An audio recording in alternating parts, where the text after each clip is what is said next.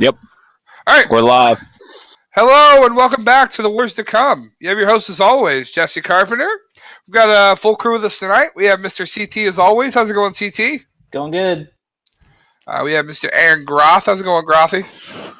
It's going good. Good. We have Alejandro. How's the call doing tonight? I could be better. But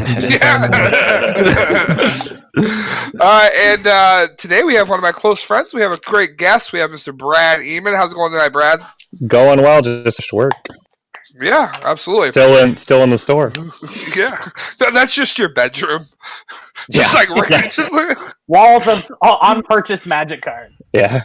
This is how I'm so good at my job. I just set this up in my bedroom. I'm waiting for a Wassa boy to come over so we can pack war. Yeah. The pump is primed, Jesse. We're ready to go. All right, so we have a really cool episode for you guys tonight. We have a lot to go over. This was kind of a CT episode, so that's cool. Rip, turn it off. Oh, my phone just died. I don't know what we're talking about. I forgot. Fuck. We're talking about formats, something about them, how they're cool, and how they're not. We'll see how much time we have, and we'll discuss which points I feel like talking about when we get there. Yeah, at this point, I'm going to let CT take over. All right. So before we jump into formatty stuff, let's talk about... So, Store Championship season's pretty much ending. What kind of just, quick overview, what do we think about where the game is at the end of Store Championship season? I want to talk about that first. And, do we feel like the restricted list, now that it's had a little bit of room to breathe, what kind of impact does it have on the game? Aaron Rock, you go first. All right. I would say so far, Store Champ has been pretty good out here, and for the most part, seen a lot of different decks. I know in Europe and some other places, East Coast Greyjoy is taking over. Everyone suspected that, but definitely seen some cool Tyrell decks, Martell, even some Lannister decks where I'm at. I don't know where you're at. And of course, Targ is coming back. A lot more players playing Targ. I'm seeing a lot of landing where I'm at. Yeah. So in these places where Greyjoy's just taking over, I just don't think these people have ever read an orange card. Probably not. Because if you want to beat Greyjoy, just look at an orange card, and then you just say, "Oh, you can't do this, idiot," and then you win. It's fun. Yep. There's been a lot of Greyjoy in the Midwest, and I haven't been touching orange cards. It's pretty frustrating. I hear bouncing characters, poisoning characters. I mean, things like that. So I also think it's interesting because, so the U.S. and the European meta vary so differently with what's good and what's bad and what's played and what's not. And I don't know if we've ever seen a true meta yet because of the war formats, right? So just because so many people go to these events, I don't know. This segues perfectly into what I want to talk about later. Sure, I'm just being honest.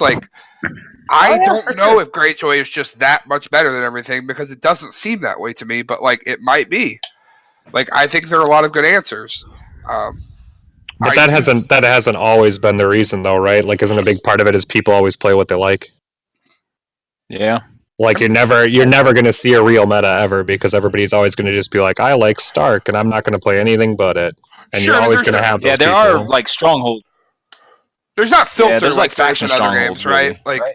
There's just not filtered to the point where the meta is pressed out. Which that's one of the things that I love about this game, truly. I do like that. I enjoy that you can show up with a tier 2 deck and people don't really know what you're doing and you can do fine with it. That's exciting to me. So, but I do think we just we don't really know what's good yet, right? Because Store Championship season is pretty low stakes. People don't care. They play what they want to play. A lot of people will play their war decks if they're prepping for one. what is the think- best stuff? Like people aren't I think playing you the best see stuff. the stuff that's rising to the top, like, is still the best stuff. Like, that's there a lot. Like, it's like we can all pretty much decide. Like, Greyjoy Sea of Blood is a good deck, right? Like, we've all figured that very out. good. Yeah. Not a bad Like- deck, that's for sure. Like Greyjoy Crossing is probably a really, really good deck. Like, it's there. But the interesting thing to me is after the war format shakes out, it's like, where does Lanny sit? Where does Barra sit? Like, did this restricted list help them out at all? Did it not? Like, what happened to Stark? I don't think people realize how bad Stark got hit with Wyman getting restricted. Like, Winterfell and Rickon and Bran are really good answers to a lot of meta right now, but, like, can you keep up with Targ and Greyjoy and Martell? Like, I don't know. I think Plus, we're finally getting new cards, so I mean, We are. Maybe we have to wait a little bit longer, but and we're getting new econ, and new econ in the game always throws things off. yeah, and we got it all at the same time. So like, Yes, that's exciting. people have to like do it at the same time, and we're getting a Barrett box theoretically soonish. They said May. May. Okay. Really? I mean, the trade magazine, the GTMs, like they're saying May is the release. That and the World Champ decks. Yay! They're both Woo! on pre-order now, so you can All right. pre-order them both. Awesome. Sweet. That's what's up. I'm not ready to start playing yellow cards again. That's Shit, dog.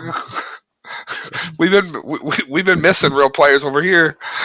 Like, here's the thing. I do think it'll be really good for the game that releases right before regional season. Yeah. I really want it to be out for Crasters this year, Which is when? which will be the end of June. I was literally preparing to let like fully spoiled card be proxyable for that event. If the box is just out though, that's just so much better. Like Sure. I want Yeah. people to be able to play Barra with confidence. Like by that CT time. in the King chat today literally was like, it's literally 4-pack, so CT was like, we should just allow the Kingdom of Shadows agenda to be legal at the name day, guys. I want new cards! Dude, everybody, who cares what house you are? Everybody can use Shadows cards. Even Barra. Barra's got 3 brand new decks right there. Like, oh shit, we can play all the other houses cards? I'm in.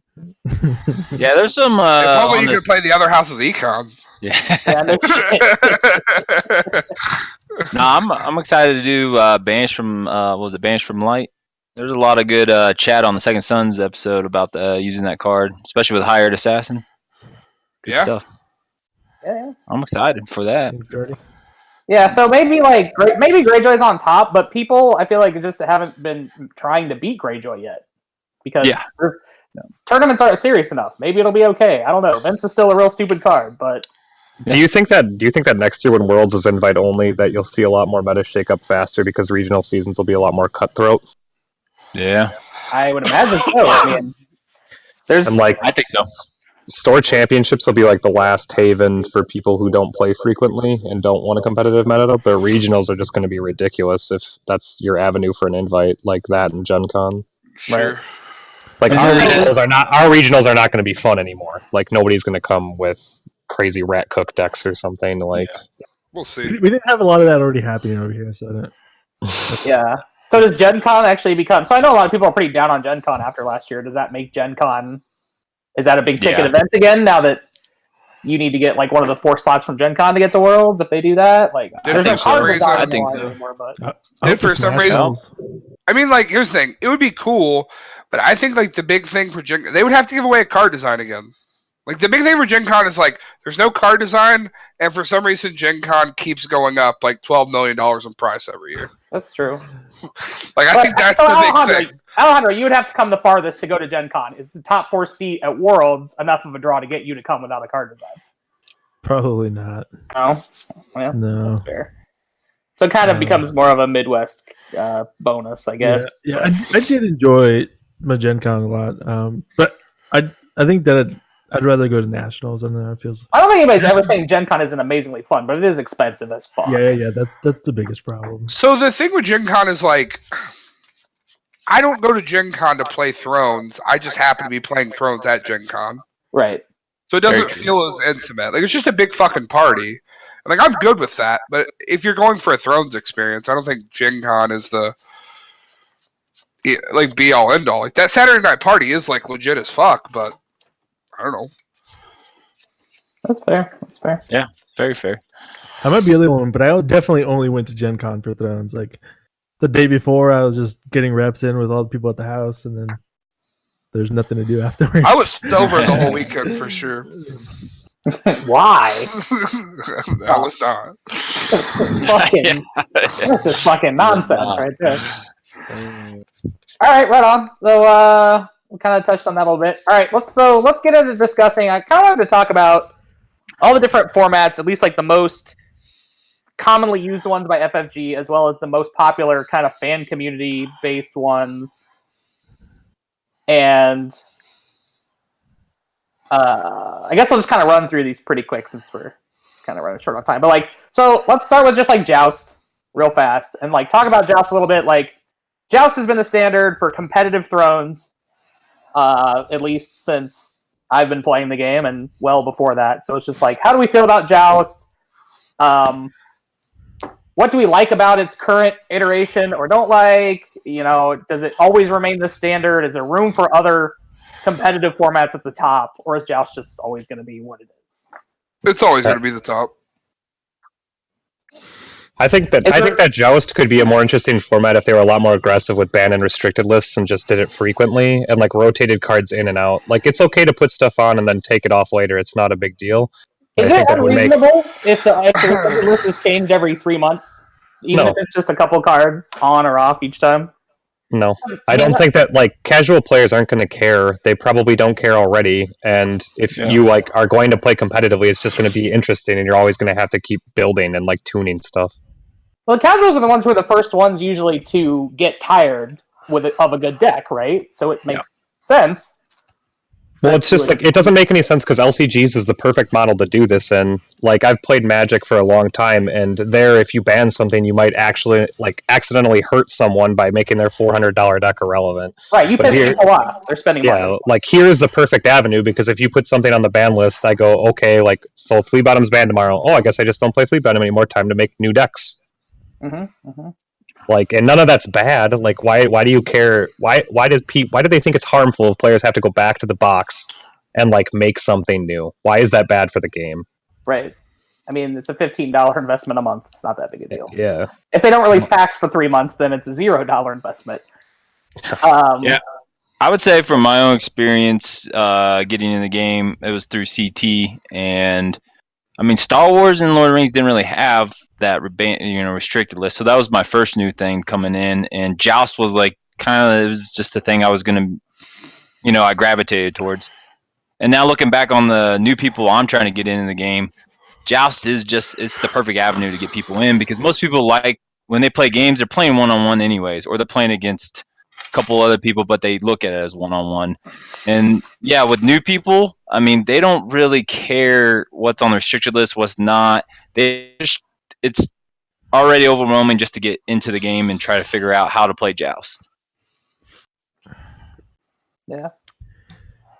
Yeah, I mean, I've always been further away from you guys on this. I don't care about playing the same cards really for a long time because there's just a lot of different things that we can do inside of the format. I think there's even without a restricted list, there's so much unexplored space that maybe we need to be doing that to incentivize people to go and build those decks. But I enjoy it way longer than most people do, so I'm not usually pushing. But just to touch on whether or not Joust is the format going forward. We're all probably going to agree here. Like this is why we play the game, right? Yeah. Joust is the best format for me. So, yeah. I always said it was going to be the most important. I didn't say the best. All right. So, do any of the alternate formats appeal to any of us? Rookery, Highlander, playing multiple decks, Hand of the King, like any of these goof formats. Like, is there any validity to not outside of side events? I guess I should. It's not gonna replace Joust. And then, even then, I don't think I'd devote a lot of time to it. Maybe Melee's the next best thing for me. We'll get to Melee. That's my opinion. Yeah. This is just like this is just looking at 1v1 variation. Gotcha, 1v1 variant. Yeah. I mean, I would say Highlander was my favorite then. What happened to Rookery? It died. It's fucking garbage. Yeah, it's garbage. I never played a game of Rookery, so I have no idea what it was like. But I You didn't either. You can't design it. You can't design a game with no sideboard and then implement a sideboard in and then allow it to have plots because you just silver bullet your opponents. Yeah. We're not It's really really allowed bad. to talk about Rookie around here, okay? It's fucking bad. It's not popular. It's definitely not do popular. you think that there could be a format where you have? I don't know if there is one in Thrones yet, but like you bring 3 decks. You show your opponent your 3 house cards with agendas. They ban one, and then you ban one of theirs, and then you pick one of your 2 remaining decks to play. You sold me. Sounds- We're doing this in Indy sometime That this sounds year. sweet. Yeah. I'm super in. On board. So you'll be like, I have like Martel Shadows, start, and like they can't be the same. So you just say like you can't have the same agenda or house card between the 3 decks. Oh, okay. I was gonna be like, Chase would show up with HRD Builders. Yeah. Now that sounds like what Bamford does with Exodia Yeah, with HRD. kind So of- yeah, kind I of like agreeing on that. that'd Yeah. be cool. Like a roulette style would be fun. We did a tournament last year where you could bring 2 decks, and you could switch them off, but you couldn't play them simultaneously, so you had to kind of go back and forth, picking Sure. which deck you wanted to play each round. So, which is kind of the opposite. Your opponent choosing is definitely a very different dynamic, or choosing the one you can't play, I should say. You could do really interesting cuts that way too, where you like play you could have double UM cuts or something where you come in with 2 decks and you play a single deck until it loses, and then you have to switch to your other one. Another one, yeah. I love these kinds of formats, but Yeah. it does seem like it's not super popular with a lot of the community. But Well, it's hard. It's hard to build 3 decks. It's hard Sure, to build 3 competent decks and know how to play them.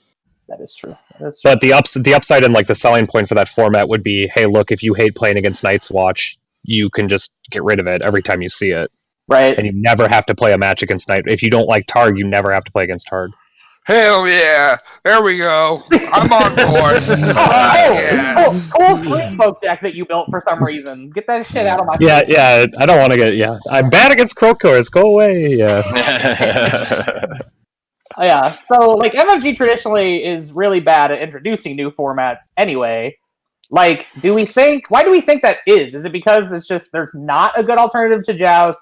Are they just bad at implementing new ones? Is the community just too dead set and not accepting another format? Or I think Yeah, it's I think- because change is hard. Like change is just hard for most people, and like your average player, Joust is probably complicated enough where they don't want to like add more complexity and have to build more complicated decks. I do not feel that way. Yeah. You could Like, be- I think I think you're right. I think you're right. I About think a the lot of higher things. I think the higher rung players, like I would like to have 3 decks and say I never have to play against Greyjoy if I don't want to. Like that's neat and interesting to me. But like, what are the majority of players that go to these events? Are they those caliber players? Probably Or not. is it people that like want to focus on their one deck, get good with it, and then post, an above average record and be happy with that? That's true. People definitely don't want to do bad, Right. Yeah. It's especially time. people who are trying to improve. I guess. And Input like, of people time. don't have time. Yeah, people don't have Yeah. time. I don't think I've tried so hard. I don't think we're ever going to change that. And we do bring in board gamers, and I've learned there's a difference between a card gamer and a board gamer, especially when a board gamer crosses over to a card game. What about when a miniatures player crosses over to a card game? They fucking love it. Yeah, he's got to love the story. He's got to love the storyline, the source material. You gotta be a warhound. Yeah, Doesn't take 4 hours to fucking set up and play a game. yeah. That is nice, isn't it? The That's nut. like I came from card games my whole life and got into board games in like my early 20s, and I'm just like, sometimes I don't want to set up a fucking game for 45 minutes. I'm just like, oh. Yeah. So like I can see that. People want to keep things simple, they want to keep the action going. Like Sometimes Yeah, you just want to sit on your bed and play Kingdom Hearts 3, dog. You never know where you're at. No, I think also FFG doesn't really put their ear to the ground to the community. At least they don't really try to find out what the community likes. what about that Twitter post from a couple weeks back? Dog, come on. I Do didn't. they read it. also not I have the didn't read it. resources for this too, right? Like this takes man hours. It doesn't. I mean, Yeah, they have a so- hard time balancing Joust, right? Yeah. That's So we just don't trust them to do any other I format. mean, I don't know what the Well, fuck well, all those officers are there for. They have like fucking 9 employees who manage 27 games. I don't know what the fuck happened. Their They should design have plenty of is time, right? unbelievable, and then they're like, "All right, we designed this. It's all on you now." Oh, do I get a team? No, just you, dog. Everything. We got our 9th Star Wars game coming out. I hope You need to you're design the whole fucking thing from the ground up. Do it. I hope you're a lawyer because now you gotta Yeah. interpret every single nuance of these rules. Yeah. That's all. And I don't need. expect people to like you. They'll like Yeah. your game, but they don't like you, dog. You fucked something up. That messed up.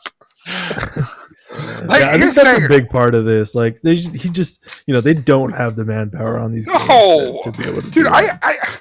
I get like being upset with like decisions a designer makes and stuff, but like some of the things people say, I'm like, God damn, they're human beings. They're living in Minneapolis making like fucking pennies on the dollar. Like, fuck, don't bury these guys. We're Like, in New York City. It's not Yeah, Amazon. Ryan, Counterpoint. Look at this community. You could call 90% of the players and just be like, "Help! We gotta fix this game."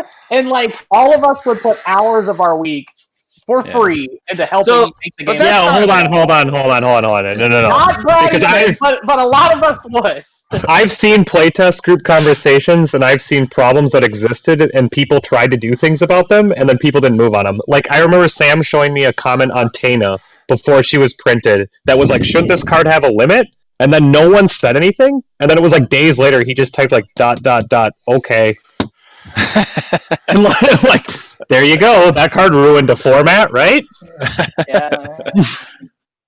Maybe the playtesting process is perfect as well. So- And, I would and- say and, I- like, really, do you always get the best product by having the player base design the game? Like, I know that's what we all think we know what's best, but there's a lot of I games where, know. like, if you give the people that play the game all day, like, I mean, I think the an champ opportunity cards, to help cards prove that no one in the Well- community should be designing fucking cards. I think So- also you need to look at, like, let's take a show of hands here. Who, if they saw a card on a playtest group that they thought wasn't very fair, but was in their faction in a deck that they liked and would improve it greatly, would say anything? I wouldn't. There you go.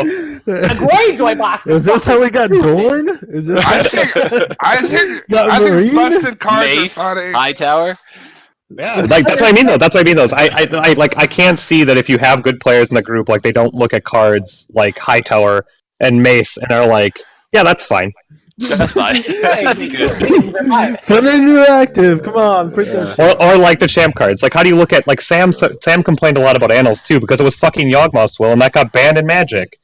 Like, you don't need to be a super genius to know that card's not going to be fair, right? But everybody probably looked at it and was like, wow, that's really interesting and broken, and I want to play it. But if I say something, I won't get this version. No, don't say anything, I guess. Whatever. Yeah, I think that the champ cards specifically, like, have less to do with like faction loyalty and that kind of stuff, more to do with like everybody in this game knows everybody, and like it's really hard for you to be like, oh, I know Alex Hines, like, fuck, this card is broken. I'm gonna make sure that they change this so that it's not the way that he envisions it, and that makes the card fair, but like. It feels bad to do that to a friend of yours. And I know that's Dan Seafelt personally, and his plot deserved -2 initiative from what it used to have. It's too good. It needs to be brought down. It probably also doesn't help that if you have a champ card, you want to out-design somebody else's champ card in playability. Which is yeah. You want your card to see the table, like You're like, and- fuck, and I it don't want feels card to bad be when it like doesn't. Time of Wolves bad. I need it to be fucking good, like fucking Annals good. And then there's like Winterfell Archery Range or whatever. I literally had never read. That was just, somebody just typed random words into a keyboard and submitted it to fucking card design to get Winterfell archery range. Jesus. So Go ahead. I'm coming from the point of view, like, I didn't know how all this works, and I still don't know how much FFG has manpower, resources, and money or whatever. So my thing coming into it is definitely way off base. I've learned to, I believe, like, if you want this game to be successful, put the money into people who play it every day, pay them, let it be their job. You need people who are interactive with the community through Facebook, Instagram, whatever the You media can't source. do that though. I know exactly. That's what I'm saying. There's That's no what money. it takes. That's what it takes, but you just can't do it, right? The easier route, though, is just print the broken card, admit that you made a mistake, ban or restrict it, fix the problem, or errata it, because you can just do that for free in 3 seconds, and then it's fine. Like, you can make the mistake and just fix it later. It all comes back to that restricted list, doesn't it? Man. Or just errata. You can just errata a card, too. Like, Fleabottom could just say, if the card leaves play for any reason, put it on the bottom of its owner's deck. Nah, dog, this isn't Decipher Days. Now, I can understand not wanting to do errata. Errata is extra confusing for, like, casuals. No, they could just literally re-release it in the next pack. Yes, they do it in Versus. In Versus, when a card gets errata, the next pack they come out, they just put the new card in it. Yeah, I'm a huge fan of just banning the cards that are busted and reprinting them with different decks. Yeah. That definitely, I mean, if they're willing to do that, I think that's absolutely the way to go. Well, they're obviously not, or they would have done it. So let's throw out a hypothetical question here. Rotation is theoretically amongst us within a year, right? So that shit I think ain't never happening. I said a hypothetical question. It's like a year and a half off. If we It's like a year and a half off, I think, right? It's not that It's long, like is it? 2. No, it's a year. It's a It's year. the date. Oh, it's literally a year supposedly from today, It'd be next spring. Would be like Yeah. or a year and a month, Technically. because Assuming there aren't any more it's breaks. the first pack yes, of Cycle correct. 8 that 1 Cycle and 2 8. fall out. exactly. So- 1 and 2 fall out. Yep. Next, I guess on the upside of that, though, is the core set isn't fucked. Like, the Netrunner core set was abysmal and needed to be reprinted, but, like, the Thrones core set isn't bad. Yeah, that's fine, probably. Yeah, like, is there any unfair cards in the Thrones core? I don't think there is. I guess hear me roar. They won't take the bitch off the restricted list. So, Yeah, let me have Wave Roar back. I mean, yeah, heads on spikes, dog. so hypothetically, we get rotation. Is there an audience for a legacy format in Thrones? Or are all Sure. those cards that get rotated just dead? I think they're just dead. So here's I the don't- thing: there's an audience for Legacy if like, say the game were to, like, FFG were to end the game, right? And, like, a players committee would take over. Then there's an audience for that. But while FFG has control of the game, there's no audience for it. No? Nobody's I going to don't play think so. test a legacy game with you. People don't have a lot of time to play Thrones. Thrones isn't like Magic where people are like streaming it 8 hours a day or something and are literally doing nothing else but playing the game. Like, what little time they have, they're not going to spend playing a legacy format that FFG doesn't support and give And prizes you can't for. jam Well- 3 games in an hour. The games take Oh. fucking an hour. What if FFG if FFG did try and support legacy? Would people play it? Well, are they going to give out champ designs? Let's assume that they print product for it, do card designs. Like, let's say they get the whole fucking 9 yards. Like, say there's a Worlds for Standard and a Worlds for Legacy. Like, do people? play Absolutely. Legacy? People would play it, but it'd slowly whittle away like any other legacy format for any other game. You would just be dividing your player base too between playtesting for those two things, and then, like, knowing FFG, they would have it the same Worlds weekend, and you'd have to choose between playing in the cut for legacy format or playing in the cut for, like, the standard. You'd have to choose. And It's we just miserable. discussed they don't have the resources to do Joust by itself. Like, so is implementing 2 formats really a good decision? Like, Melee's already that, though, right? Like, Melee's the other format that they support that has a whittling player base. They don't support Melee. I Let's mean, not they get gave, out of out, hand. they Whittling. gave out more tickets for it than they did for the regular event. Sure, but they, like, I was saying, like, do they actually take the, like, so we know that they do not play test or design cards with Melee in mind. That is obvious. They don't do it with Joust in mind either. What game have you been playing? Sometimes I feel like we're not even playing the same game, CT. Let's just play some fucking skulls. Yeah, I guess. Jesus. All right, that's fair. That's fair. Yeah, all right. I was just curious. if, Brad like, has a Legacy problem with a didn't- lot of cards, though. Brad walked by me playing, and he saw a 3-finger hop on my side of the board. He's like, "You think this is a fucking fair card to print? You think Am I that's a, okay?" am I a He's joke? not to you? wrong. He's not wrong. It's like, Is this game a joke to you, Jesse? He's like, "You like drawing 2 extra cards?" I was like, "Hell, I love drawing 2 extra cards, dog. draw an extra card. Just play Blood of the Dragon." People complained about long voyage, and you only got 1 more card. Just play 3-finger hop. You get 4 fucking cards a turn. Who cares? Hell yeah. And it's super hard to trigger. Oh, reserve? Reserve I have to play all these good cards I drew from last turn so I can get 2 more cards? Fuck! Balance! Alright, let's talk about draft. So, I feel like this is going to be completely the opposite of alternate Joust formats. I feel like most hardcore card players love draft. They love the format. Very much. It's very popular. So the best way to play a card game. Yep. So ask the question, why the fuck does FFG not support this format? FFG shouldn't support that draft format. That they should like support some sort of Rochester or like cubing format or something. I think that would be better. I do like cube. I like cube draft more than I like print product draft. Yeah, I cut my teeth on cube draft with 1.0. That's how I got in the game with cube. That's how I introduced a lot of people to 2.0. Yep. I think that if they did some sort of face-up draft format and actually streamed like the draft portion, even if it was just once a year and did like 8 people, right? So like an extremely exclusive event, 8 people, a face-up draft format that was streamed, people would absolutely love the shit out of that format. Like, who wouldn't watch that? If you just took one person from each meta and had a face-up draft and then they just play 3 rounds or whatever of single UM, that would be insanely viewed, I think, by the community. What's so face-up draft? You just like picture I open a pack and put all the cards out on the table, and then we'll just say we're doing it with us 6. I would pick first, then CT would pick, then he would pick, and he'd go around, and then Jesse would wheel and pick twice, and it'd come back around. Okay, and it's all face-up. So then the next pack CT would open, and he'd have first pick, and now I'd have last. And if you did that with 8 people and it was all face-up, what ends up happening, like I've done this format a couple times with Magic, is everybody ends up with balanced decks if the players are good. Because if I see that CT is taking like insane card cards, and I open my pack, and there's not a good card for my faction, I can take out the insane card that I opened. So when CT gets the pack handed to him, it's not as good as it was. And because it's all faced up, everybody knows what everyone's doing. People will somewhat step on each other, but not enough where it's invasive. Because if I keep doing this, CT will do it back really bad, and then both of us will suffer. You remove all the hidden information, so everyone's playing the game in the draft. I would never play that format with CT. And then you can motherfucker. You also then can put people on cards in their deck. So if I see your whole draft pool and you picked like a put to the sword, if I play you, I know that you have one, so I can respect it, right? And then there's like a mind game in that, but you might not even put it in your deck, like.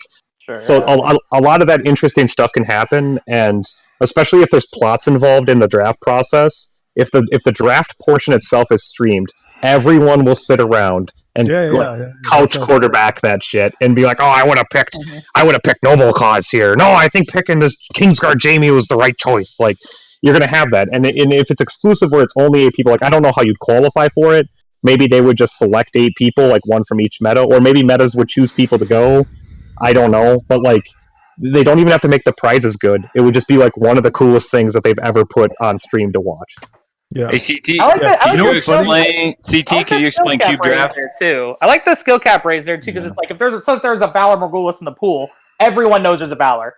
And they know who has it. They know who has it. You're not just blowing somebody out with a Valor. Like, you have to respect that it's there. You know who has it. Like, you're not gonna catch anybody completely off guard with a sneak pull. Could you explain cube draft real quick? So cube draft is like generally, so all the cards are set. There's not necessarily a random element to the production of the units. All the cards that are available in the pool, like the draft is hidden, but everybody knows all the cards that can be in that draft pool. You know the numbers, you know what's there, but you don't know who has them after the drafting experience. Technically, their packs are cubed, right? Because their pool doesn't change, and it's just a random allotment of things, except there's a rarity involved. That is true. Yeah. You can't actually take the time to figure out what all's in there, and you could build their draft pool. You could build it, yeah, and then just keep redrafting it over and over and over. That would be like a cube. So, like if I took the exact contents of the Fantasy Flight draft pool, made my own 500 or 600 cards, whatever it is, and then just divided them into 15 card packs randomly and gave them to people when we sat down, that would be a cube. Mm-hmm. Yeah, I like Highlander a lot. Like the one of anything draft cube, but I do like the face idea. Yeah, Trey asks, does Cube generate money for FFG? Cube would not. Yeah. The draft packs would, but here's the other thing too, right? They could make a product for Cube, so like with the cards are set, and they could just make it all alt arts. And guess what? Everybody who's into alt arts is going to buy 3 copies. You're basically selling 3 more core sets at that point, right? Yeah. How much would you pay for a 500 card all alt art cube? Like, what is the maximum amount of money? Does it say Fantasy 500? Yeah. I'll pay whatever they put on the box, bro. How many cards are on a core set? What are you paying? You're paying $40 for a core set retail. I'll probably buy 2 of them bitches. You're probably spending a couple $100 for. Yeah, it would be expensive. It'd be expensive for sure. So I wanted to go back a little bit just to point out something that's funny. Brad asked how many people would watch this Rochester draft, and it's funny because there was a draft. I don't know what event where they did like a beta draft for Magic, and I don't play Magic. I didn't know what the fuck the beta cards were, but they did that format where cards are face up, and I watched the whole fucking thing. It was super interesting. They did it like 8 times. They did it like 8 times last year, and like you had to win an event, and then you got entered into one, and it was just insane because like that. So like with that too, there was also, but like that has the like, oh my god, you ripped the nuts. Like, do you take the card that's worth thousands and like you're gonna take the card that's worth thousands and thousands of dollars over the card that benefits your deck every time? But like the cool thing about Thrones is that all of that is uncharted, and like I think that it would teach a lot of people, like people that aren't very good about the game, like how it works, because you get to see what the best players objectively think about a handful of cards. Like if I have a bodyguard and a character that's beneficial to my deck, which one do I take? And like you could, after that draft, you could totally communicate with the person that was in the draft and be like, hey, what was your thinking on taking this over this? Like you could do so much with that would just benefit everyone as a whole. It would be interesting to watch. The problem is though, is it doesn't make them money. It doesn't like. But it makes the draft more pure because nobody's drafting for value, which correct. is way more interesting to somebody like me. It doesn't in the sense that like, of course, that like nobody's purchasing from this, but it does like. It's good advertisement for all the people that everybody who's ever played Thrones is probably going to watch that and might get back into the game. And everybody needs to be mic'd up too. You need to hear the banter because it's all face up. So there's like you're going to have banter. Where like if CT just hate drafts me and I can just get salty with them and be like, "Oh, next pick you're getting nothing, buddy." Like this sounds great, and I want to like make that happen now. But like. Think of worlds. Should be doing this. What the hell? How is this not a viable product too? Because every time a cycle's over, they're gonna have to print a new box to account for the new cards, more alt arts, more people are gonna buy the shit. It's basically a core set you can put out every 6 months that people are gonna buy, right? Think of shots for plots too. Like every time at Worlds, the guys do shots for plots. It's on every TV in the room, and everyone there like watches it. Like, if you play Thrones, you'll look up at the screen and go like, oh, this is kind of cool. And they're just playing a Melee game, which is really hard to follow. But, like, a draft... It's impossible to fucking follow. Yeah. Who fucking knows what's happening on that goddamn TV? But, like, the draft process, if you mic people up and, like, allow banter and people talk about picks at the table... Like, I think if you pick the right 8 people, it would probably be the most interesting thing to watch that has ever happened in the game. I will say the last couple years at Thrones War, while the cut was going on, Ryan did drafts with the products, and I found myself watching the people who were out of the cut drafting more than I was watching the cut games. Like, it is inherently more interesting, I think. Yeah. Than just watching constructed drafts. We should do a test run of this with some Wassa boys, Brad. I mean, it would be funny to watch if it's like me, Sam, Nick Hansen. Like we probably have to get Chase, John Peters, you. We need a bunch of people, but that might just turn into a yelling fest. That's the problem. Peters can't play. It would just be somebody would pick if a Craven ever came up face up on the table, no one would take it because the hazing that would come after it would be so atrocious. You as fucking soon as coward! You fucking coward! And then everybody just be around going, yeah, take the Craven, yeah. Boys, yeah, you fucking coward. Yeah, no, it would be bloodthirsty. That definitely wouldn't be a PG draft at all. That would have to be. The person who rips Valor is immediately just like, oh, he's just gonna fucking win now. He's gonna get Valor. Fuck! Oh, look at Big Boy Pants over here with the fucking reset. But yeah, I think FFG could do that, and they just have to pick like the right 8 people. And obviously, people would have to keep it PC, but like the banter could be very funny. I think that like having a boy from each meta would be the way to go because everybody would be able to root for their like home team player. Yeah. Yeah. Like, and you'd get to see like I don't know what you guys would value as far as picks goes. Like if you had 2 choices between cards, I have never seen you have to make this choice. No one has. You haven't even have to seen you make this choice, right?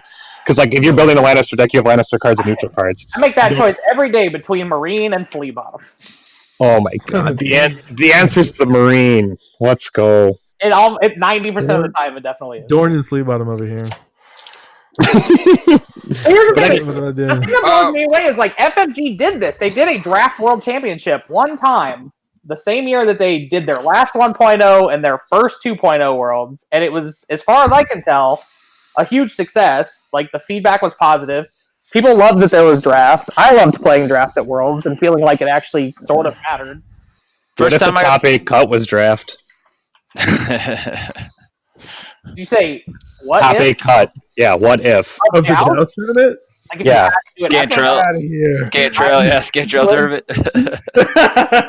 hell yeah. Top 8 draft, top 4 melee, boys. Get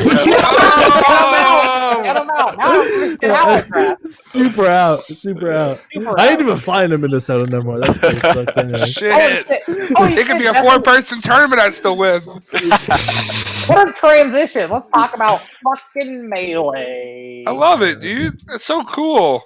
Melee is the only format FFG supported in 1.0 other than Joust. Why? Let's talk about why we think they sort of gave up on Melee going into 2.0. Because they forgot. Because they forgot that people would team up. Is it viable as a competitive format? Was the second part of No, it. so here's what I truly think. So I think in 1.0 it got so degenerate that they had to fix things. And then in 2.0, I think like it goes back to manpower. They don't even have enough to control Joust. They cannot have enough people to truly give away card design and stuff for Melee because the game is just so degenerate. Like Melee is degenerate as fuck.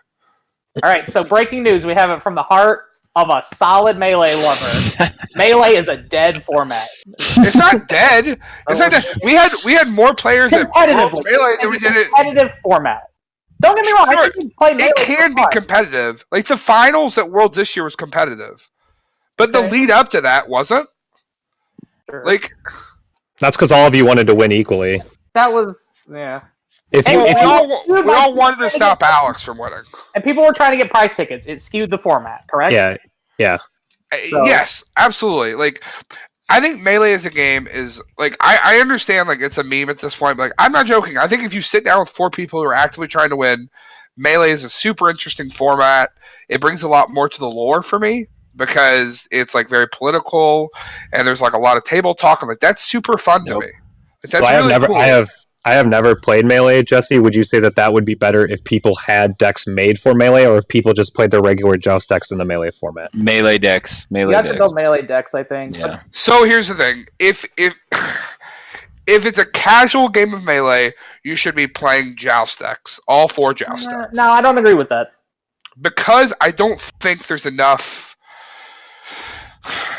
I don't I know have that. tons of fun playing Melee when people don't build their decks. When people build their decks with Melee in mind, but they're not building their Melee decks to win a Melee tournament. People Okay. build decks to do Sure. cool interactions in Melee, and then you have fun. Or you just draft and play Melee. Drafting your deck and then playing Melee is the most fun Melee. Like, Yeah. that's some of the most fun thruns I've ever had on my life. That's a CT, cube. Yeah, that's a you have cube my draft right heart. there. You Yeah, have my that's a- heart, CT. That was literally the cube draft right there for me. You Yeah. build your deck and you melee it. And we that always, was a drafted, blast. we always drafted first, right? And you were just Yeah, like, this is so drafted fucking first. cool. Then you build your deck. You know everybody has a limited card pool. Yep. Then you're playing Melee. You know somebody's not trying to cheese off one specific interaction and that they built 3 copies of every card in their deck just to get that interaction off. That's Heck kind of where Melee starts to fall apart. Yeah. Jesse, are you going to teach me how to play Melee this year? Sure, it's my favorite. It's literally my favorite version of the game. Like I promise, I don't think like you can ask CT. I love this game. When I'm playing Melee, I am unbelievably ecstatic. I love it. It's I'm not so gonna lie, fun. First player melee was first player championship. That melee there, Jesse, was a blast. It's I so mean, fun. I had so much fun at that. And I would say Will's like the best at building a melee deck to not win a melee tournament. Like he has melee just in mind. Wait, what? So secretly, Will loves the melee I love. Yeah, Will loves melee. Like That's what I mean. He keeps it pure. Like he still goes far in the tournament, but he keeps it pure. He's an incredible melee player. Yeah, he's an amazing. He doesn't build to exploit interaction like JV interactions to win. It's hard for me to bury melee because it's also like I hate when people are like, people who win melee tournaments should not be discounted because it's melee. And I'm not just saying that because I've done well on them. Like winning a melee tournament is still incredibly tough. I say melee is harder than joust to win. It's a different set of skills. I think it's different because you cannot have to talk to a single soul and win joust. You can just outplay people. And melee, you have to convince. You have to talk. To do yeah, you have to communicate. Hey, CT, remember that one time that we were playing Villainous and Jesse lied to me and broke my heart? Don't play melee with him. Melee when he's not even playing fucking Throne. I'll never be able to beat him in melee because he'll do it to me again. He'll do it to you. I don't want him in melee. His opponents into playing melee when they're playing joust at the final table. Exactly. Yep. He's a fucking mastermind when it comes to He's the mastermind on that. Are you sure you want to play that plot? He's always playing melee, dog. Always.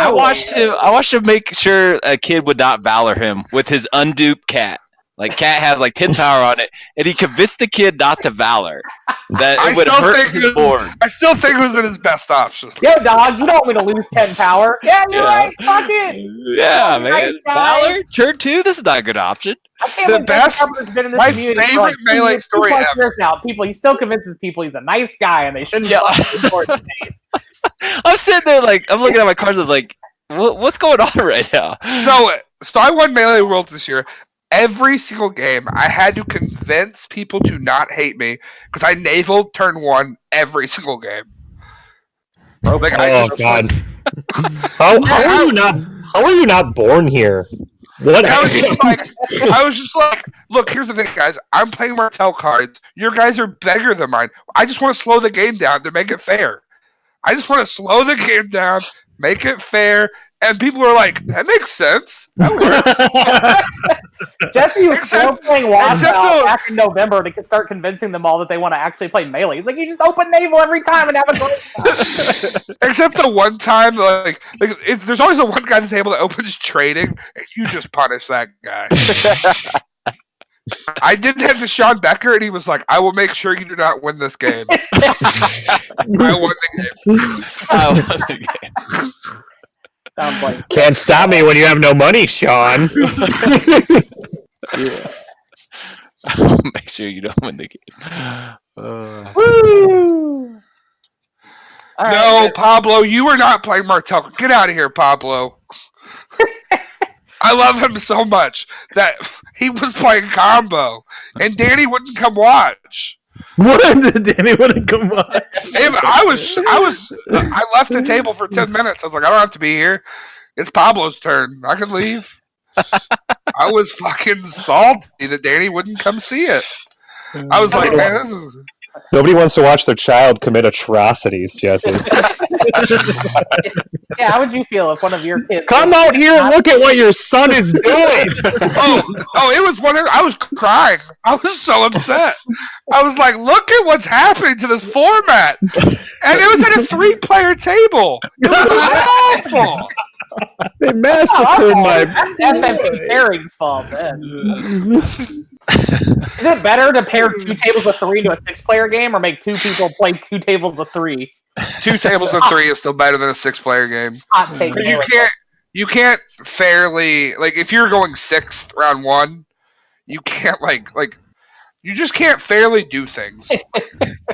Cool. I had 7 guys in play, and now I have 0. My turn. Neat. So let's talk about these shadow melee floor rules that apparently dropped a week ago, and no one noticed until Alejandro just posted the team chat today, like, "Hey guys, did anybody notice that this is a thing?" Of all the people, melee fucking floor rules. What do we think? What do you think, Jesse? You care the most, or the only one? It's all like things that are really good. Like they already implemented the 3-player, like the 3-player rules where like Crown Region gets taken out, which is really good, and like no supports or rivals or whatever. I personally think, and like I've heard about people and like I've talked to us about. I personally think all support should be taken out of Melee. I don't think it should support anyone. I hate that aspect of the game. I think everything else is cool. I actually would like to see supports and rivals taken out. Oh, I like rivals. I actually don't like. I actually like Melee slowing down more. For that bonus power, yeah. Get rid of that bonus. Yeah. Get rid of that bonus.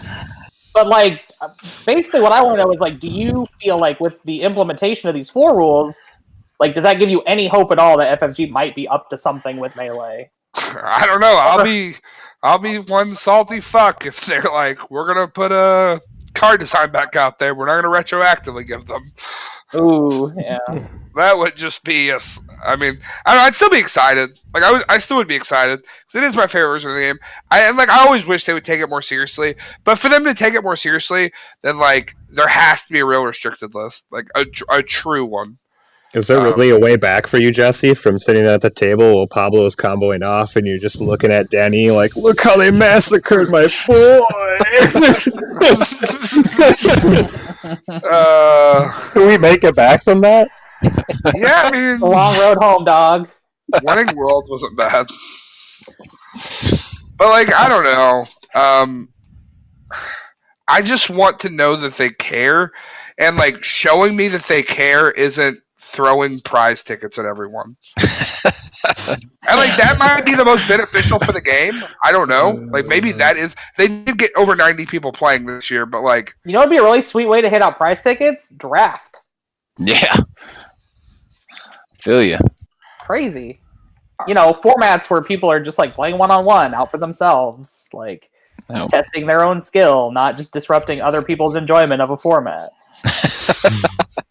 Like nobody's bringing a busted combo to fucking draft. People are just whoa! Slow down. Has anyone ever played a Common Cause on you?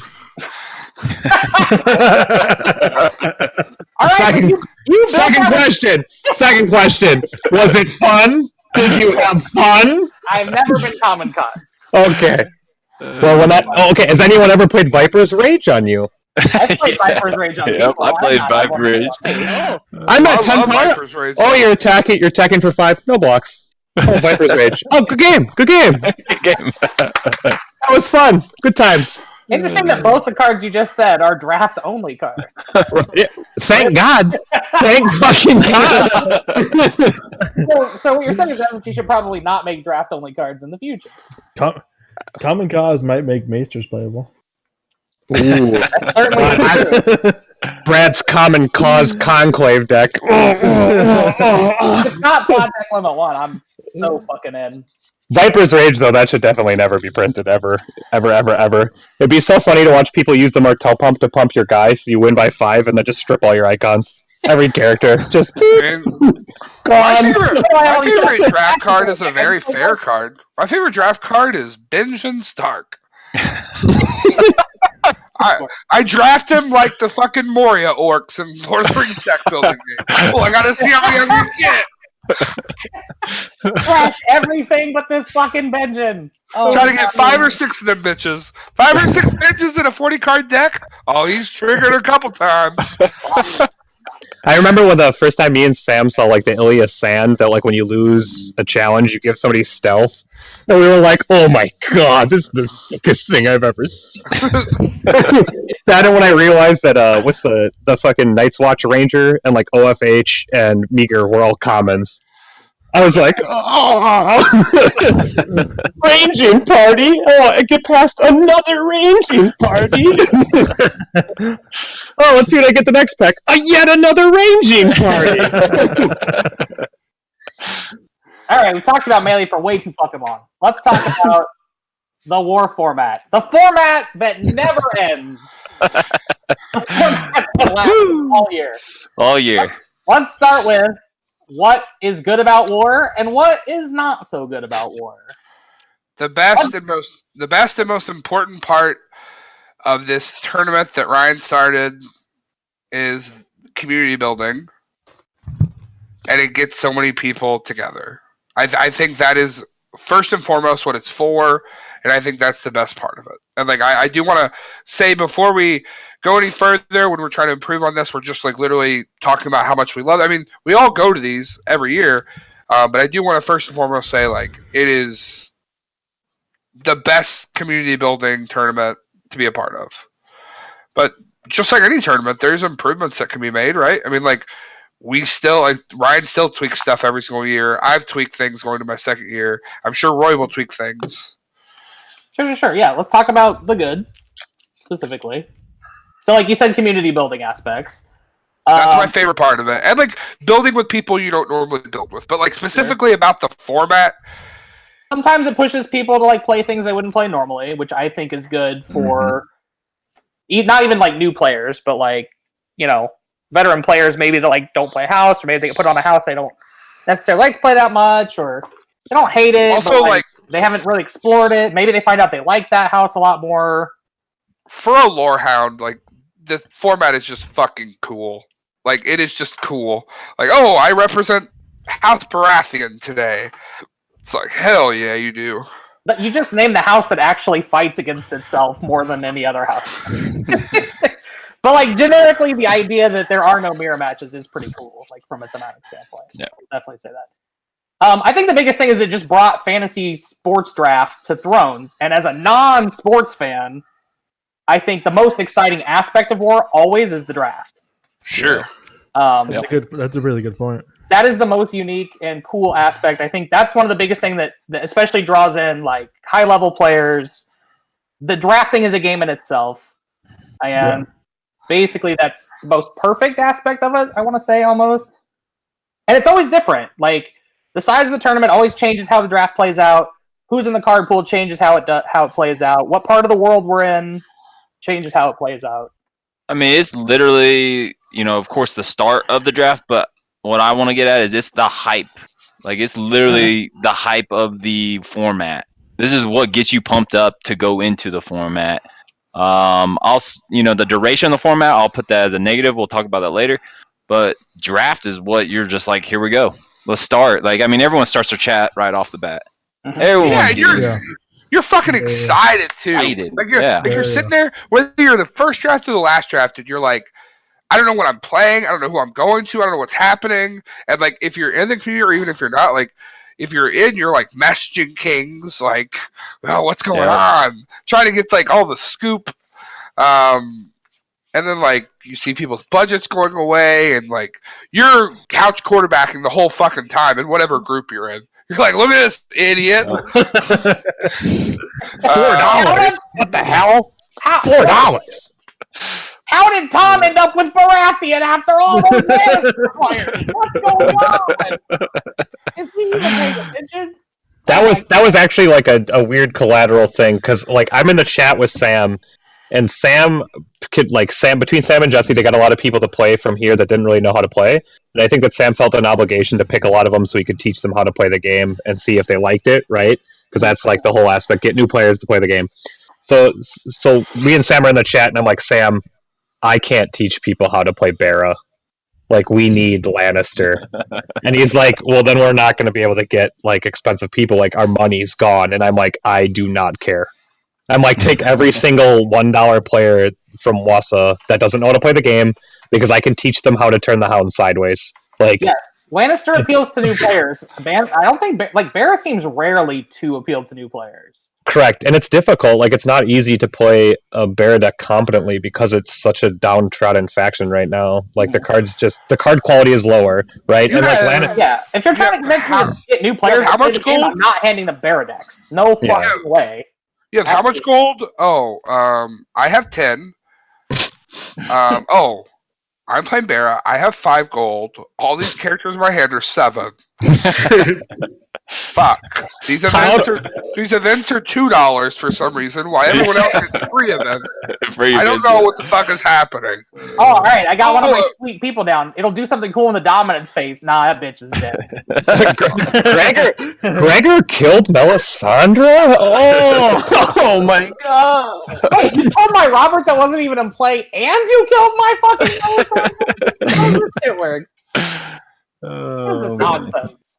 But yeah, that was the whole like Lanny pick, and I told Sam like when he was going up to like $30, he's like, I don't know about this. I'm like, Sam, I do not care. Like, go to the ceiling. It doesn't matter. Spend all of the money. and like I know the players around here too, and one of the guys just like loves to play 7-drops. Like Sam had the funniest deck building process I had ever seen. He like holds out 3 cards, and he's got like 3 Gregors, and he just shows it to the guy that works here, and he's like, how do you feel about this guy? He's like, oh my god, I love that guy. Sam just puts him down, he picks up a PD, and he goes, yeah, I think people on our team will just get frustrated and go like, fuck locations. Yep, that's in the deck. And then this was the whole deck building process, and Eric's like, you know what, I hate characters with text boxes. Can we get milk? And then Sam just takes 3 milks out and like puts them in the deck.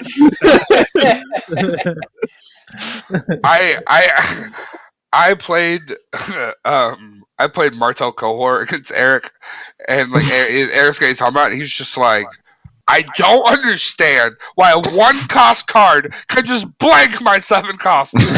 It's not fair. Efficiency, motherfucker. But yeah, and I showed like Eric Heir to the Iron Throne, and I was like, okay, so picture this: you set up a Fast Eddie and a Bran and a Rose Road, right? And then you turn this Bran into a 7-drop. And he's like, you can do that? And he like picks up your reason. He's like, oh my god, this is great. And I was like, like we locked in. This is the deck. Done. They just want their juicy Tywins when they count their money.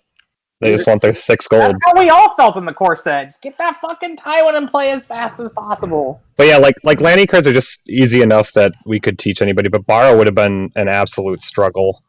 It would have been like, here's Melisandre. If she dies, you're going to have a bad time. The game is probably over. Like, she's going to die a lot. People have been playing the game for 3 years to get excited about playing Barra cards, so you're definitely not going to get it. But I think this does lead us into a discussion as we're joking about it. It's like, as fun as some may find it, I think a majority of people, it feels bad if you're on a bad team. So negative point 1, negative you can end points, up on a severely unbalanced house. Unbalanced, yeah. And X amount of people have to play that house. I just want to say too, Jesse, that I don't think it matters what format we pick. We could literally be playing melee, super draft stupidness. People are going to show up to your birthday, right? Sure. Like I don't. It doesn't matter what the format is. I'm coming.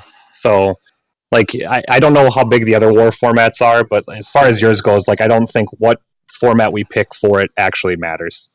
I think that we're still going to get 1 million people. Because we love you. Yeah. Another point I have is, that's the other thing too, is like Jesse's tournament gets bigger this year, and the bigger you get, the more unruly wars become.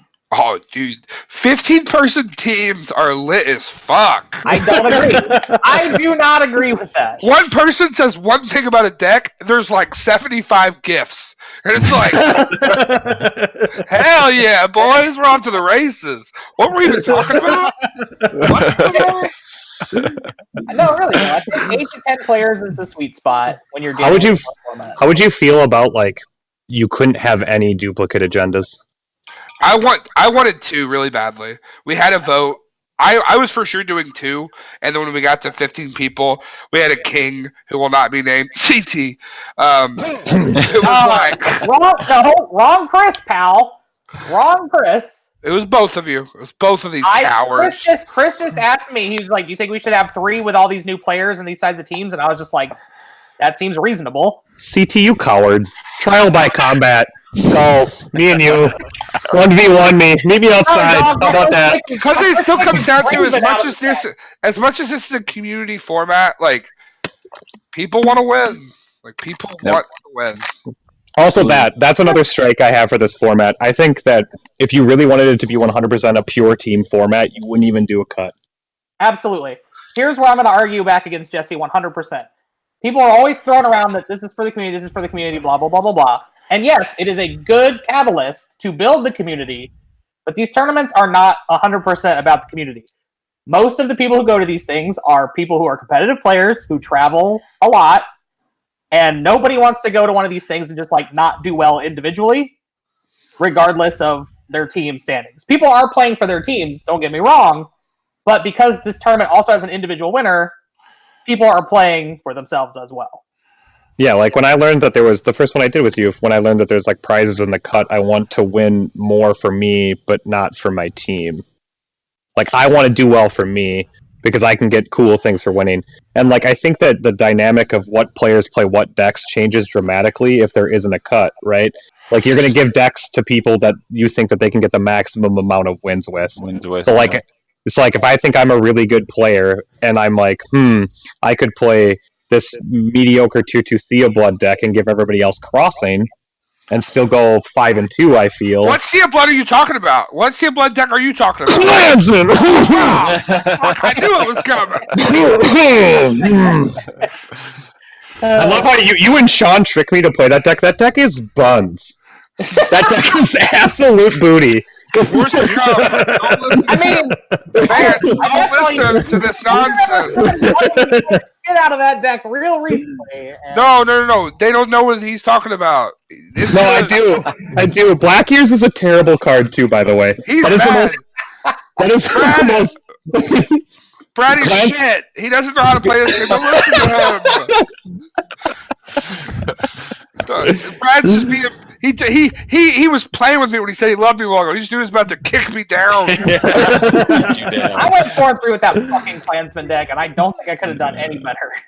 It's booty. That deck is booty. You like start totaling up your military strength, and you're like, "How am I at 12 and they're at 20?" Like, and when you do have 20, you don't have any other fucking icons. Yeah, like why didn't I just spend 7 gold on a Gregor and guarantee the win of this challenge? Like, what am I doing with these with painted dogs? What are you? You're an idiot. Get out of my. And then that also dogs are cool. What do you mean I have to kill my own guy to play this fucking guy? Yeah, and then it also brings up the greatest Klansman conundrum. I think Lions on the Rock, like the Lanny plot, was like supposed to be made for Klansmen, but every time I look at it, I'm like, I don't have enough gold to play Tyrion with this. Like, correct. I can't. Correct. Booty plot. Absolutely, 100%. And then vanquish the non-believers or whatever, or vanquish the believers. It like half works. It's like, do I have a Tyrion out? No. Then I'm probably losing the game. So 2 claim isn't going to help me. Oh, you played Force March? Oh, good game. Good game. So yes. So the next one is the. Hang on. So if you have these teams, people are coaching each other more. That's really good for the community. People are helping each other with their decks. People are teaching people how to play better. That's great. But at the end of the day, people aren't going to these tournaments to help other players. They're going to play the game, right? Yeah. Just like any other event. So, I mean, any tournament can build community. It doesn't have to be a war format. Like, what if instead of Kings buying prizes for everyone on their team, like getting their team something, like what if you decided like people distribute prizes on how well people did on their team and you leave it up to the Kings to provide like prize support for their team?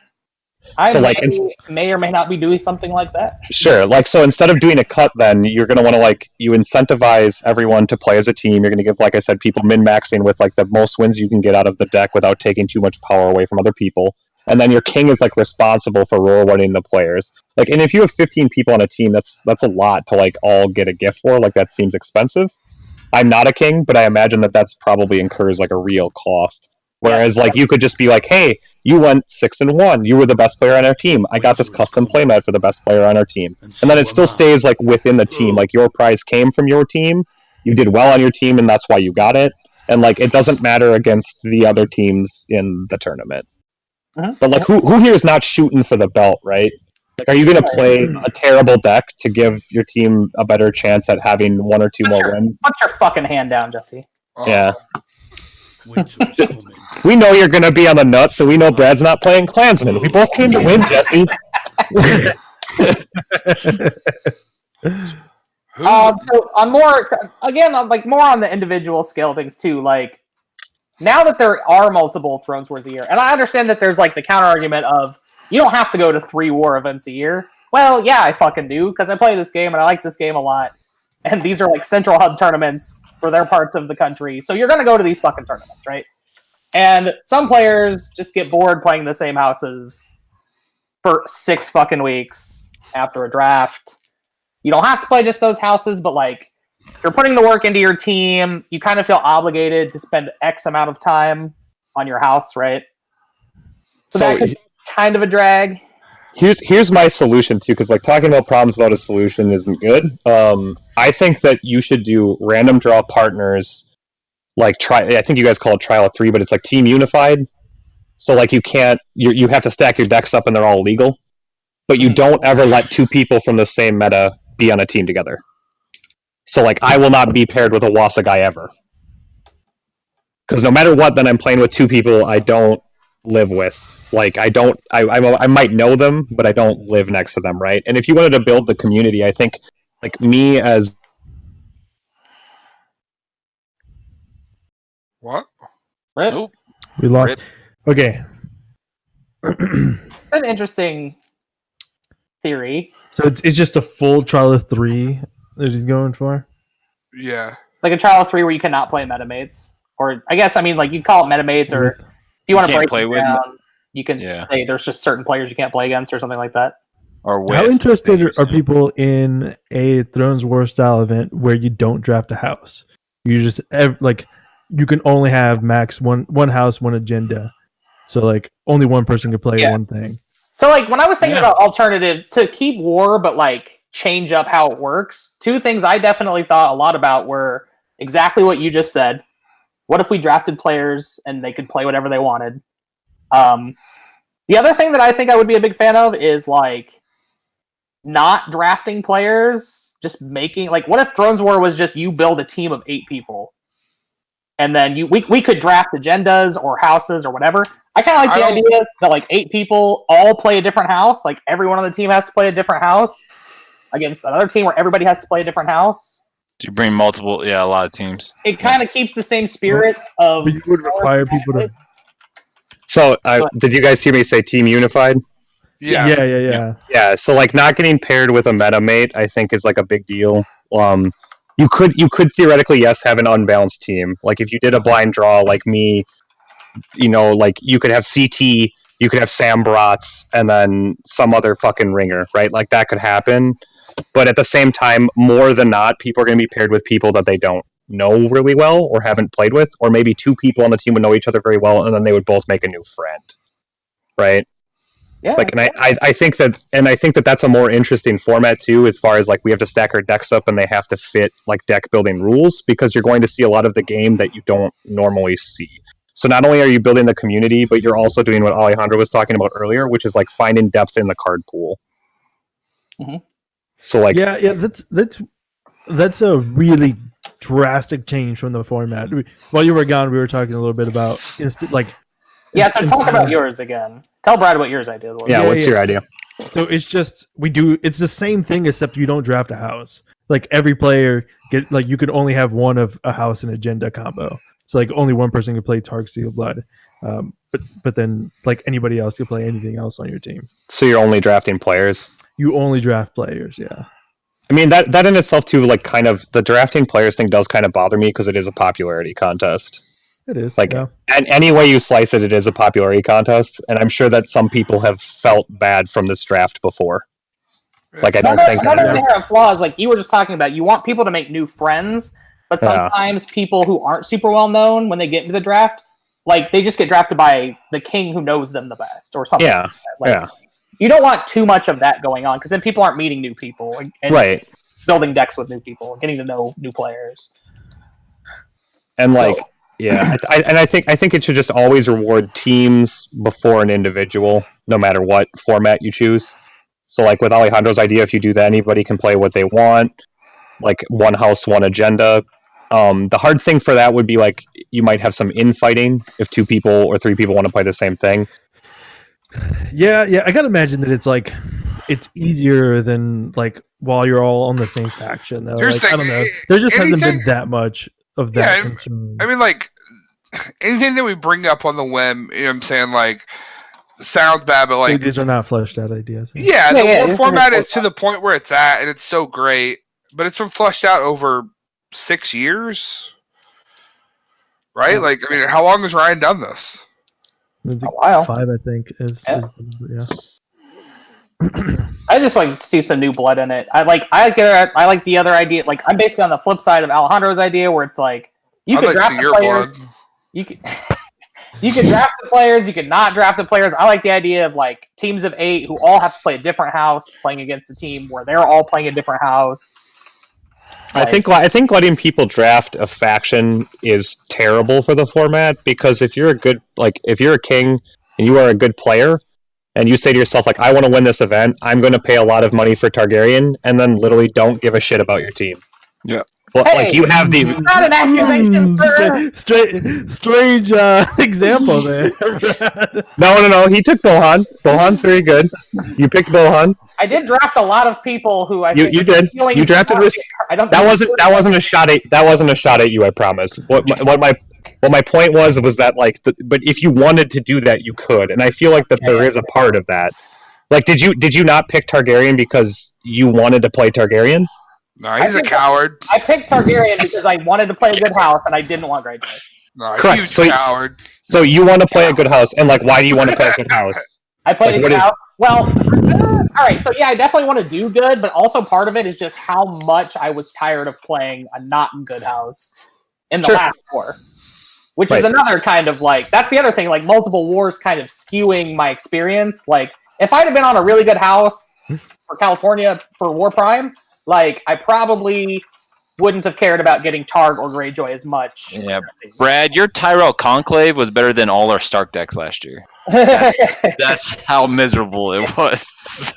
Thank God you didn't try Baratheon felt this year. Yeah, Was there- Baratheon felt it this year. Was there not like a dogs deck at that time that was good? There was. There was We a tried. yeah, Maybe yeah. King Or of just Sesame not Thrones Sam. War, maybe? Is that, It was just does that not sound Sam. familiar? Here's the thing. Here's the thing. Whoa. Let's talk about him. I love Samuel Brats. Just because Sam goes 7-0 with a deck does not make it. Not me, I could. Yeah. The same conversation every single night at the card shop as it's closing. No. This deck is buns, Brats, from Brad. No, it's good. I won some games with it. That doesn't make it good. This deck is shit. It's buns. Me and Nate Tarantelli tried. Also, We tried our best. Yeah, just because something works in California doesn't mean it's going to work in the Midwest, and vice versa. Like No. weird metas, weird people building decks. I'm also like we're talking about multiple war problems. If I sign up for the Oktoberfest and I get drafted to Team Martell, I'm just gonna fucking kill myself. You definitely get burned out on how. I think I enjoyed- legitimately, I didn't want to do it again. I literally think I'm going to ask Roy to be a king, so I do not have to fucking play Stark for sure. yeah. Like you just. I enjoyed Martell a lot the first time around. I still am enjoying learning some different decks in Martell, but like, whew, if I had to do it again, Oh, oh boo man. fucking who! I gotta play orange cards all year. Fuck you. What if people had to lock in a house before they were drafted?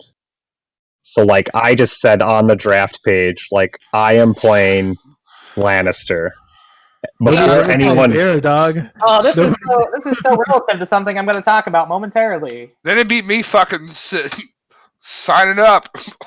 No one wants Barra, baby. No. I'm not talking about on like. my computer screen as I type in Barra, I see tumbleweed roll across the screen. I'm sitting here hanging out alone. Randomly, Hano's over in Germany, like, I got you, dog, but I can't come over here. Jesse just has to play 18 games each round. He's the only Yeah. I would do that as if I triggered Mel on one board, it hit on all boards. Bobby Fischer here. On Bed of Thrones. Yeah, I I don't like the war format because I feel like this is the worst version of what this could possibly be. Do you get what I'm saying? Like, I feel like this is the opening of the door, and this is what everybody settled on, and yet again, to the, like, people don't want to change thing. I think that there's a way that this could be massively improved, and it could be more interesting, and I feel like it could do that without anyone feeling shitty about it. Right. Yeah. There has to be a way. At the very least, Moochie just said, I would like to see the cycles shorter. Like maybe a war is 4 weeks between draft time and tournament time instead of 6.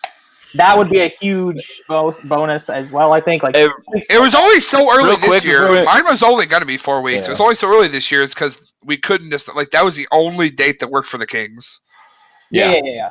But it's just like 3 6-week wars can be. Like if it comes to that, that's a lot. Wrapping up real quick. Moochie said he felt the same way being on a good house. So I mean, bad house 3 times in a row, good house 3 times in a row. You just get bored. You just get bored playing the same fucking decks, right? Well, you also get typecasted too. Like Chase is going to get drafted to the Night's Watch team. Yeah. Tom is going to go to the Greyjoy team. Fuck! I'm begging to be typecasted. Draft me to Barra. No, you're a big cat player, dog. You did it to yourself. You sleeved up those. You knew what you were doing when you sleeved up those white cards, Jesse. CT, what happened? The guy anybody will pay $28. I'm a target player, guy. What happened? What happened? I fucking tried, dog. Like, Alejandro. Instead, we ended up in Bizarro World where you ended up on Martel and I ended up on the fucking card. Like, Oh, that's great. this is why we should collude before the draft, and Schoenthal and I could have worked this whole thing out. Okay. Should we move on? Move on. Yeah, we need to move on. Yeah, all in all, it's a great format. There are things to improve it, but it does if a you've lot never of done, I think it's just Yeah. like for people who travel, it's getting to just be 18 weeks out of the year where you're playing a mono faction. You know. And some people might like that, but like, I think there's room for improvement. I just wanted to touch on those possibilities as far as that goes. The last format is just team play trial. We already basically kind of touched on team play trial, or the idea of like two-headed giant or something. Like, can it be translated to Thrones properly? Just for fan-run tournaments, like that shit can never be sanctioned. Sure. But I don't give a fuck about sanctioned tournaments. I'm the guy who likes running squirrely community events. So I think Trial of 3 is probably the best out of both of those. Like, Two-Headed Giant, I could sit down with Nick Hansen and try and write the rules, and we'd probably both kill each other by the end of it. Sounds pretty. It also needs its own restricted list. Sure. Me and Ryan are real good together. But yeah, and like it would need its own individual. I'm down for any format where Visited by Shadows is on the restricted list. God. I'll ask the port. I'll cohort. Visited by Shadows. Fucking idiots. I think that Trial of 3-2 probably needs the most communication between the team because you can't overlap cards. You just can't do it.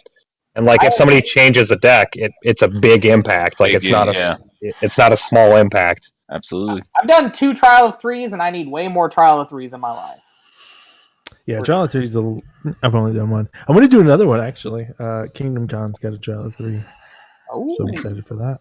And it's also like less people in kind of like the circle too. Like this war format, there's so many people in the group that we have to like get prepared and ready and like trying to figure out like who's playing this agenda, who's playing this agenda, who's playing this agenda, and like people don't lock in right away and the whole thing is just a mess. But like for Trial of 3, you have to communicate and you have to stay communicating the entire time, or you can't play the game. Yeah. And like Trial of 3, you can have a 150 player tournament. It doesn't matter. Everybody's on team of 3. It's super manageable. And I think if you did that with blind draw, that would be like a good community. Or even if you just paired like a good player, if you just have a pool of good players and then paired them with a pool of new players. Like good player has to be with new player and then a random draw for somebody in the middle. And you could have like 3 people secretly determine who the good players are. And then it would be way easier to balance 3-person teams than. Also, if you've never done a Trial of 3, that feeling, the first feeling you get when someone flips a Valor and everyone's just like, "Oh, Valor's out! It's over, bitch!" It's over. Yo, dog, I just got PD'd. wide. Throw those locations down. I will say that these are definitely two very different communities that we're talking about. Where of course the Trial of Three, like you are going to interact a lot, but the war team, like you are going to get down to the nitty gritty of one faction, and you're going to communicate a ton about these specific cards, and you're going to do it with like 10 people. So it's a little different in that aspect, But let's be real here. Night's Watch team can play 98% of all the same cards in all their decks. yeah, they could. I don't imagine that they're not gonna they're not gonna communicate a lot about that. Like even if they do end up doing that, they're gonna be exploring a lot of different stuff, right? If I think if it was more team based, you drive people more towards that. But I'll be the first to say if I'm on Team's Night's Watch, I'm playing degenerate builders. Yeah. And like if everybody had this mentality, the Night's Watch team would be 98% of the same cards, Right. which would be bad. That wouldn't be good. It's not creative for the format for sure. Cool. I mean that's pretty much all the formats I had on the docket. Hopefully we gave some people some ideas about formats. Yeah. Or, Absolutely. I mean, like if you have a community, running these fun tournaments is like super fun. Let's set up a what was it, Rochester draft? Yeah. Somebody hit me up. We should set one of those up for sure. When are we going to have like a straight meta war too? Like just meta v meta, anybody can play what they want. Like When you got cut off, I started to talk about just doing a meta war where everybody chooses their teams of 8, and then just like everybody maybe plays a different house. I would be down to over the next few months get one of these set up on the Iron Throne and like put together prizes and stuff for it. Yeah, I don't think you choose a house. I think one person on your team, like each house has to be represented on your team. Yeah, that's what I'm saying. No, that's what I'm saying. No, I think we just do metas of like 3 or 5, whatever we decide. Like metas of 3 or 5. There's 8 houses, dog. Yeah, just do 8 players. 9 players, free folk. Some players won't have 8 metas. Do they have to be metas? You're just talking about teams, right? So I Yeah, they just have to pick a team, but you'd have to like put a restriction on like I can't pick people with like that would be technically in another meta. Sure. But then aren't there like gatekeeping for specific metas? Like kind of. I mean, there has to be meta on meta though, right? Is that what you're getting at? That's the premise of the tournament. So of course you're gatekeeping for other metas.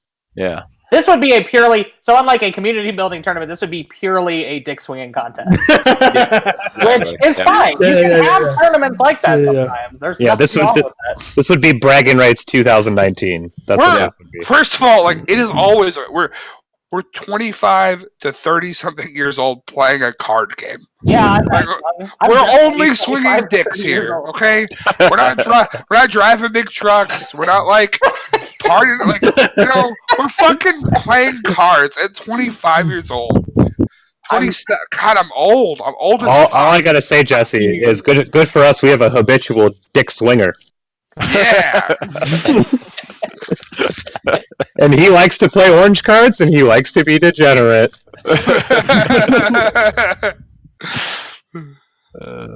But yeah, no, I think if that stuff was focused more for like the people like us, like if we did like the meta wars, and then the war format was strictly just for teams, and then you didn't do cuts.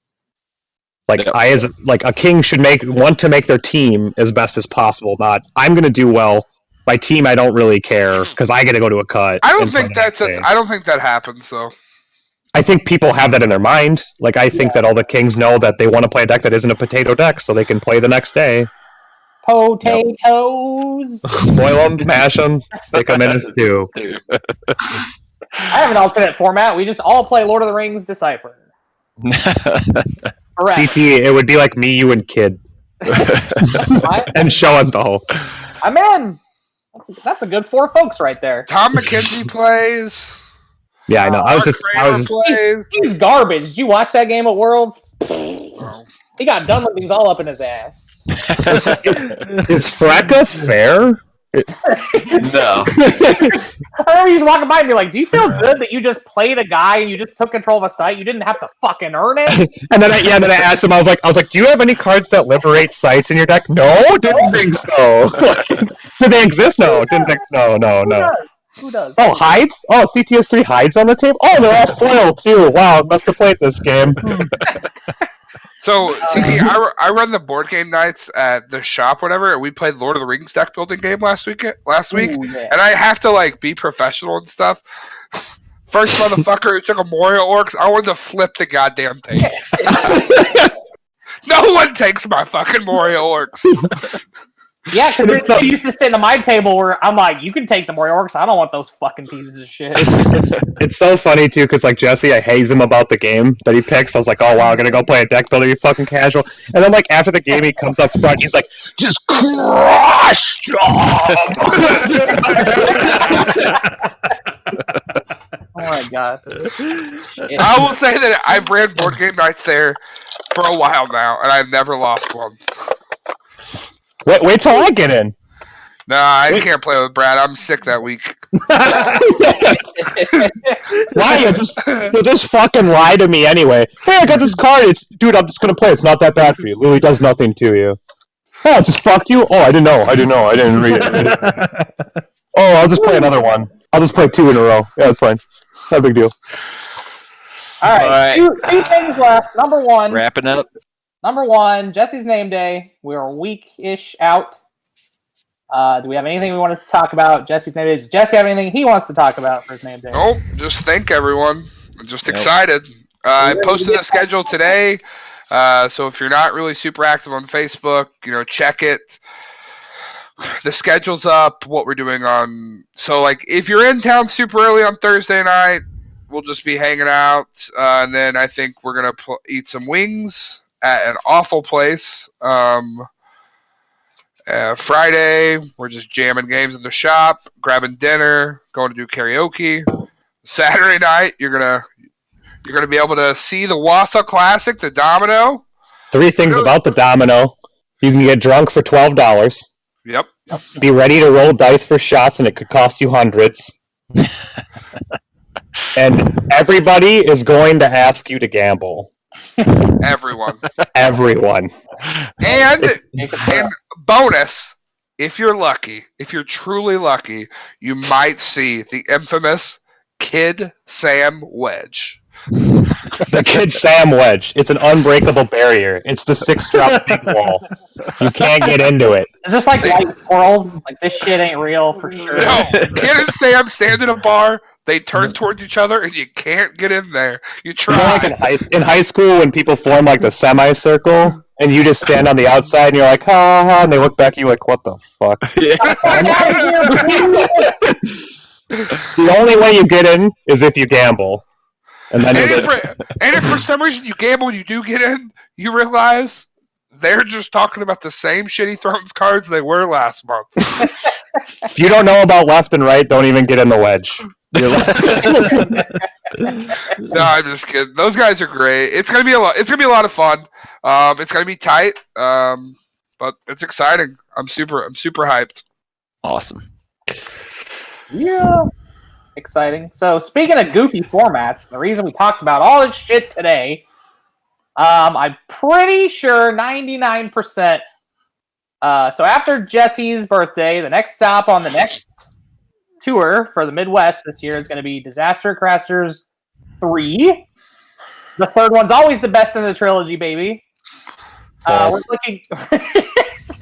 Fuck you! You're right. Motherfucker, you've seen Empire, bitch. Come on. Yeah, last year was sweet. Jesse got frozen in carbonite. Like, everybody remembers that. So I'm 99% sure it's going to be June the 29th. So it'll be the last Saturday in June. This just in. Jerry wins Disaster Crash. Do it again. Can he three-peat that fucking tournament? We'll find out. This year things are going to be a little wacky, so we're going to do the brackets again. This year we are definitely taking 2 from each bracket. Hopefully the attendance will work out for that. So the big twist this year is going to be when you sign up. This might sound familiar. When you sign up, you're picking a house. You're locked into your house. Instead of seeding people by Jousting Pavilion this year, everyone will be seeded by their houses.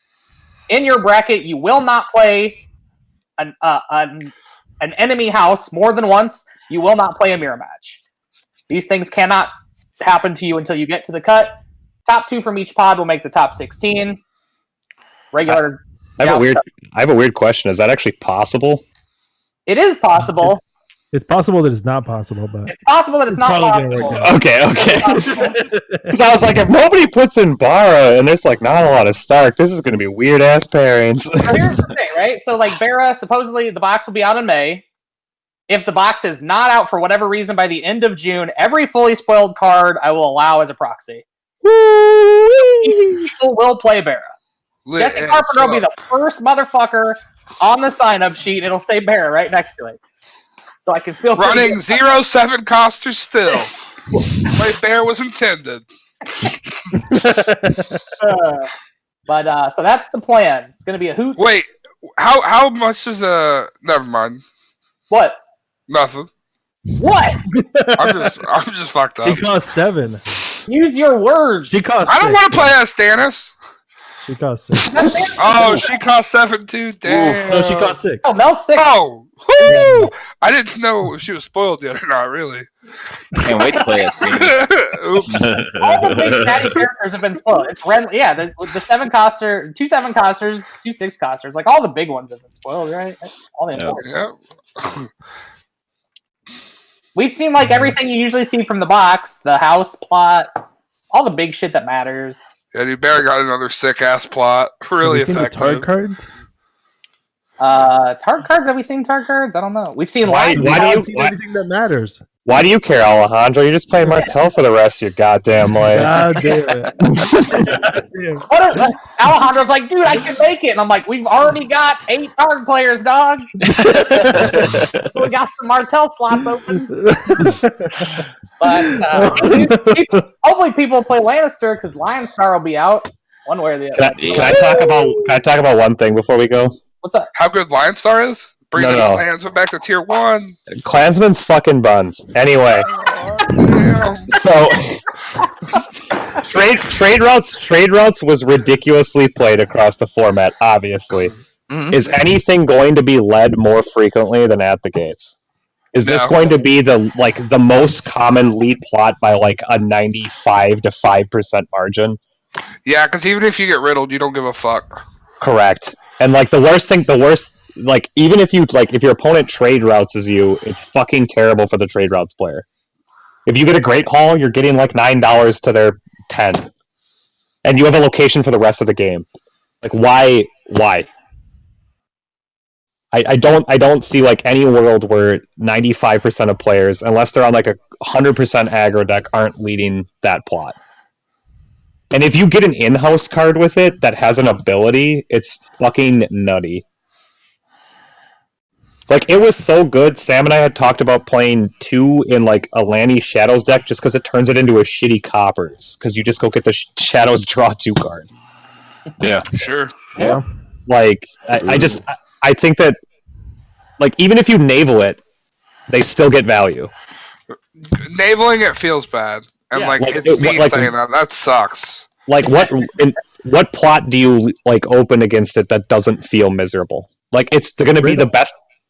Riddle's $1 more for them. Like, are you gonna riddle their like at the gates and then play your own at the gates next turn? Like you get $1 more and you get to choose who goes first. It's not that explosive. It just doesn't feel bad though. Like it's No, it doesn't feel bad. But like, it's no one's gonna play. Like, why play Summer Harvest anymore? You're gonna get $6, and your opponent's gonna get $6 in a location for the rest of the game. Why play Late Summer Feast? Do you really need the $3 more that bad, and then just fuck yourself for the rest of the game?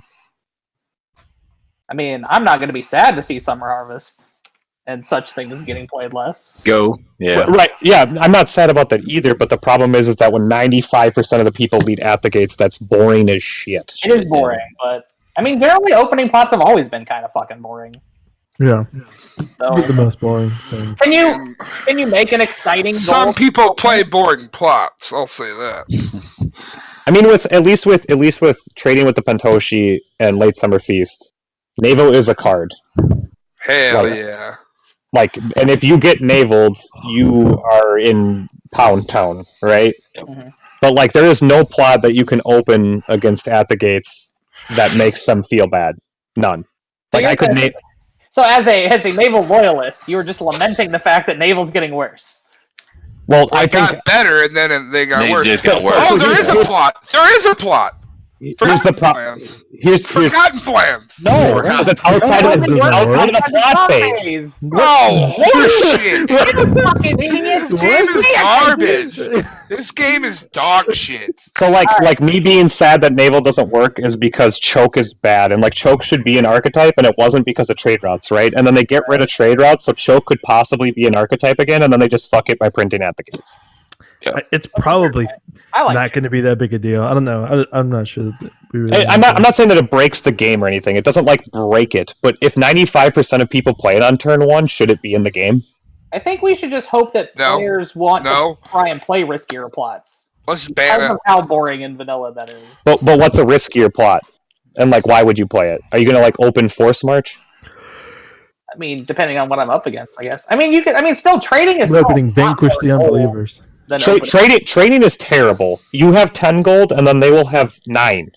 Why would you open that? And then they have a great haul the next turn, and you don't. Because I play shit tons of Martell.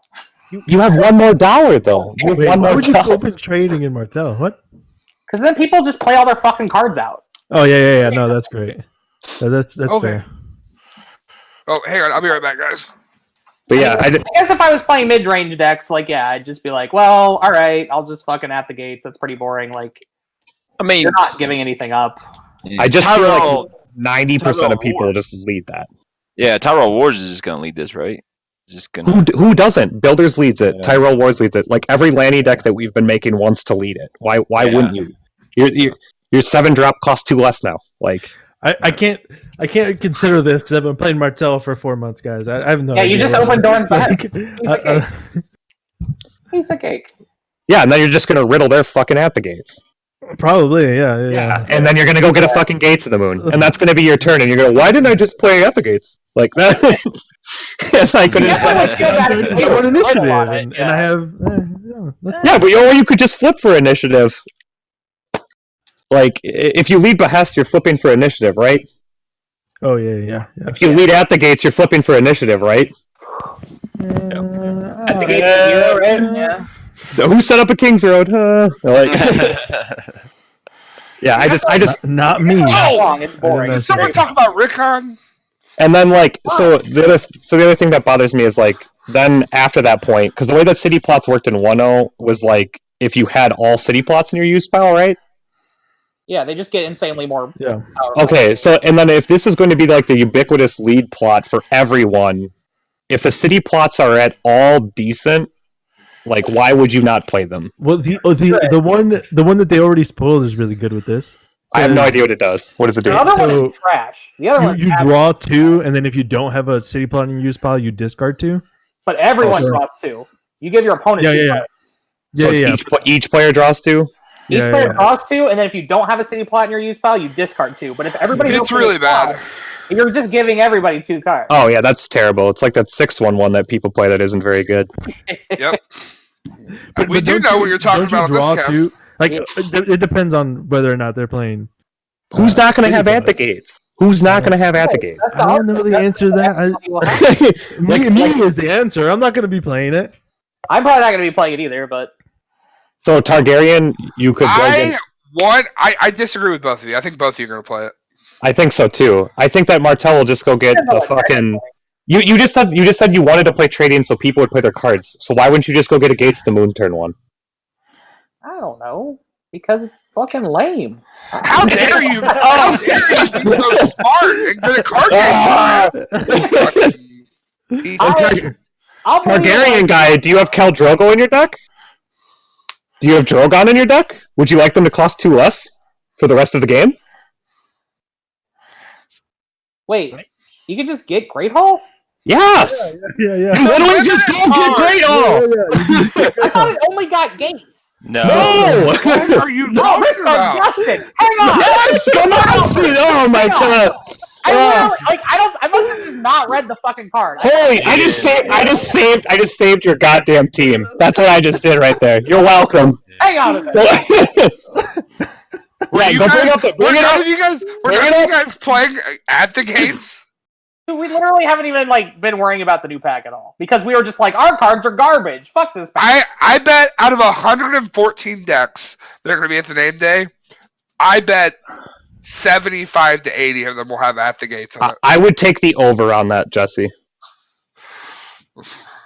I mean, What Lannister deck doesn't go get a Great Hall turn 1? Yeah. Klansman. No, that deck is booty. Nobody plays it. If you don't feel that you don't put at the gates in a you don't put at the gates in a plot deck that doesn't exist because your deck doesn't exist. Yeah, that's what I was saying too. Like shadow decks go get Gates of the Moon. Yeah, that's just +2 right there for shadow deck. Yeah. Builders go get Gates of the Moon. I think a lot of decks go and get Gates of the Moon or Great Hall. Yeah, Lanny Shadows can just get the draw 2 card. Yep. And even Night's Watcher can go get the Flea Bottom, the 1-turn Flea Bottom. Yeah. Or not the 1-turn, but the permanent Flea Bottom that you just sack. And so this is fucked too. You get the golds that turn. So you get the benefit from the goddamn location. Why is that? Why does it not put it into play after the challenge phase? Many words. And then that plot's fair against the other econ plots. If it was just at the end of the challenge phase, you search, put it in play, right? Because then you don't have the money that turn. Here's what I'll say. Any Stark deck not running 3 Rickon is wrong. Yeah. Oh, yeah. Yeah, but then you have to play a Stark deck. It's my boy Dickin. What kind of idiot would play Stark? Oh. Here comes the tough choice, Jesse. You set up a 7-cost, a Rickon, and a location. Your opponent turn 1 plays at the gates, and then you play Heir to the Iron Throne. Do you sack your Rickon?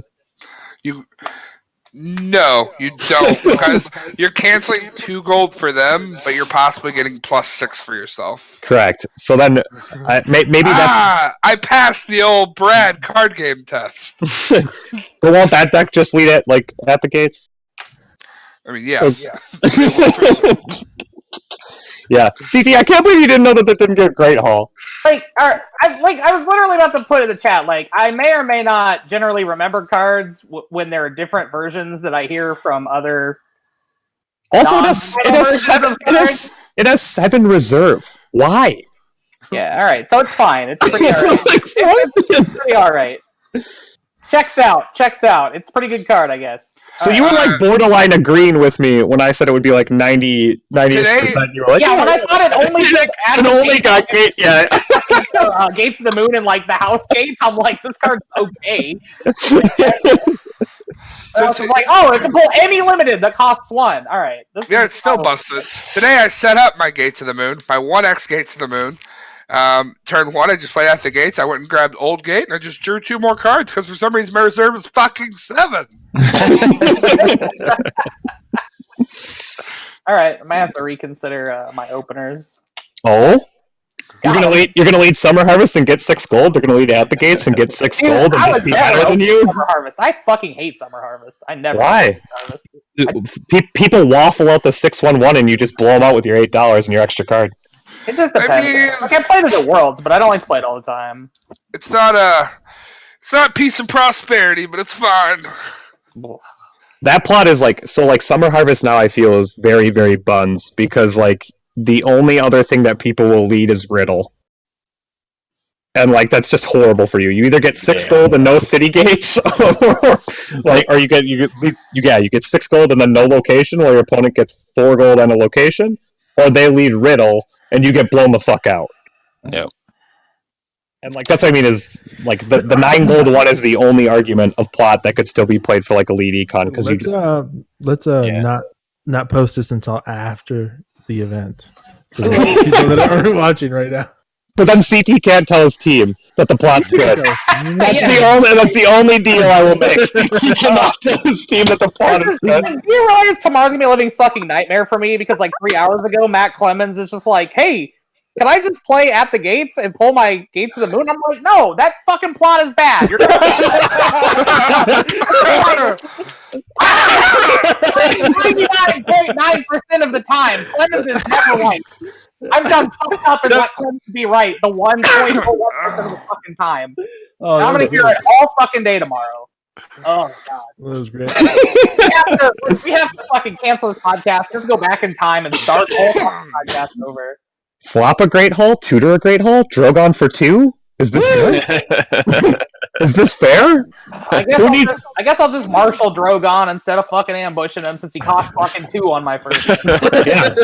Who needs his darts when your characters don't cost money to begin with, right? Why don't you set one up, grab one, and then play one?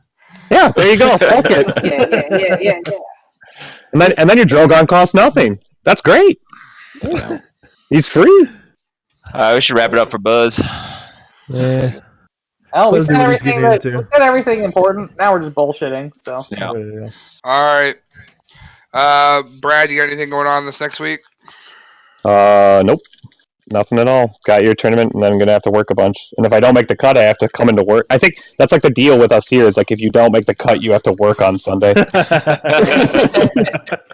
like the whole store is gone. Like literally every employee but the owner and one other guy are at your tournament.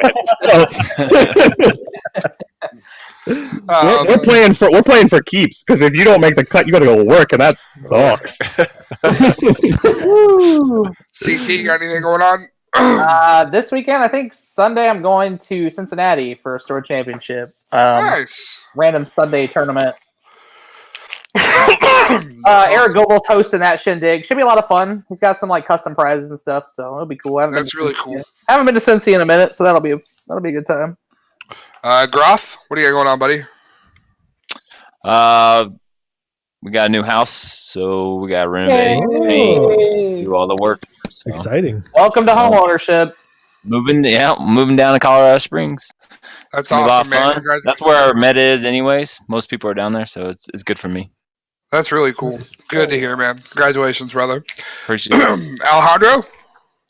I've got some kind of kit. I think it's the Danny kit. Hell yeah. So, in Berkeley, I'll be playing some Thrones.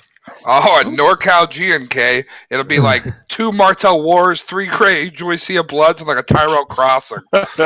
Damn, that sounds so much fun. Sounds right. fucking- That sounds right. Be fucking lit. Every round ends in 20 minutes. What time's the tournament from, dog? Starts at noon, ends at 1:30.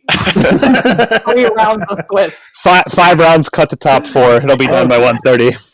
Oh, it's Art kit, apparently. It's the start kit, Alejandro. Ah, fuck. Danny. I don't even have a start kit yet. Oh. I don't know what happened to the Danny kits then. I feel like Sure you don't. Yeah, Fucking sure. scalpers, that's what happened to them. I have Put it one on Danny. eBay I have under- one Danny. Like, what the hell? You can have mine. Oh, I'll take you up on that. Yeah, I played Big Wall this last weekend. I stole someone's Drogon turn 1, and that was the first time I ever put a Drogon into play. It's like, huh? No. Jesse, you got to tell the car story. The car story. Oh, a few weeks ago, I'm playing a Greyjoy, Alliance, Banner Rose, Banner. Scouting vessel. Yeah, I'm just trying to like scouting vessel, Baron the Maiden Fair, set up a Gregor. That's the whole point of the deck. But I get Balon out. So I have Balon in hand, and like this target player's got me on the ropes. And Asha, I need to be able to push through a challenge. So they crown my Asha, put her at 1 strength. The best part is that the turn before he pitched his Karth to reserve. So I net Marshal Balon, say I have an action, and then that player proceeds to scoop. Yeah. See ya, crown of gold. That's good. That Balon's fair. Balon's real fair. That Balon. You should ask Alex Tonak how he feels about the 7-cost Danny. I'm the only person who beat him this weekend. Yeah. I don't think Alex Tonak gives a fuck. He's champion of the Midwest, dog. Yeah, shout out to Tonak for winning. But so I take his Danny on his Blood of the Dragon turn. It gets worse. So I do he has Kotho and a Dupe Masande. I have Bay of Seals in play. This is very important. That deck's So so dirty, man. It's So so I do dirty. it. So I do an intrigue challenge. He's like, okay, I'll oppose 5-4. I'll oppose with Masande and Kotho. And I was like, okay, I have an action. I'll stand Danny. And he's like, okay. I'm like, I win. He's like, I'm like, she's dead. No, Masande, she's gone. She's not in it anymore. Both of her. And then- Both of her is dead. And then now Danny's standing, so I'm at 5 and you're at 4. And Blood Dragon, you're at 3, so I win. She has insight, dog. That's cool. I'll draw. Big wall, man. Ollie was like, he was just like, what a cunt. Tell me you when I woke people all day long. Oh yeah, My favorite. yeah. Yeah, thank God that Night's Watch. Thank God Night's Watch didn't just get 2 more insanely awesome fucking cards, right? When I woke to Euron, like turn 1 against Greyjoy Crossing. Yeah, It was just like, and I was like, okay, so he just has to play you win or you die next turn, or he just loses. And he's like, he doesn't play that. I was like, green side? Yeah. Trigger. Dog. My favorite play. That deck is so great. Like the game, like the guy set up the Sansa. I know I told Groth about this story. This guy sets up like Econ Sansa. I'm playing the big wall. He Sansa, and he's got Isle of Ravens, and I march first because I have no characters in play for my setup. And he's just like, hell no, plot phase action, shuffle Sansa back in the deck. I'm like, cool, green site. Oh, you got a Wyman on top there. Fucking fantastic. Oh, no. Like, speed gone. The RNG in this deck is way worse than Gregor. Way worse. Fucking, it feels so shitty to have your like best guys taken from you. Turn All of the one best guys. Turn 1 against Targ, Queen's Crown. Mirrorneeds Market, Drogon. Put Drogon there. Put those Mirrorneeds Markets on the bottom, dog. You'll see. Yeah, you won't see those again. Oh no! When you have Greyjoy and you have all 4 of your 7 costers on the other side of the table, you wish they'd have gotten fucking Grey. Yeah, so All you're thinking about. one of my good buddies, Dasher, went to his first big throne tournament this weekend. He went to Indy with me. He walked up. He thought I had reverted to playing Greyjoy because I had Balon, Vic, Euron, and Asha on table. So good. So good. They had Theon, and I was like,